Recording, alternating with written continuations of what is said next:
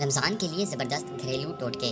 رمضان میں جسم کو طاقتور بنانے کے لیے رات کو مٹی کے پیالے میں 3 عدد انجیر کے دانے، 7 عدد کھجوریں گٹھلیاں نکال کر اور 11 عدد منقع پانی میں یا دودھ میں بھگو کر کھلے آسمان میں کپڑے سے ڈھانپ کر رکھیں۔ سحری کے دوران کھا لیں، اس سے نکاحت اور کمزوری نہیں ہوتی، اس سے اعصاب کو تقویت ملتی ہے اور جسم فولاد جیسا بن جاتا ہے۔ رمضان میں سخت گرمی سے بچنے کے لیے آزمودہ ٹوٹکا۔ گلقند 250 گرام، چھوٹی الائچی 10 گرام۔ ترکیب: چھوٹی الائچی پیس کر گلقند میں ملا لیں اور صبح سحری کرنے کے بعد 1 بڑا چمچ استعمال کریں۔ سارا دن پیاس کا احساس نہیں ہوگا، کمزوری اور نکاحت نہیں ہوگی، حتیٰ کہ اگر آپ سخت گرمی میں بھی کام کریں چاہیں تو افطاری کے بعد بھی کھا سکتے ہیں۔ روزے میں پیاس نہ لگنے کے لیے ٹوٹکا۔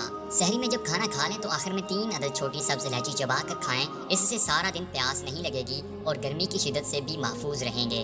افطاری میں یہ شربت پئیں اور پھر کمال دیکھیں۔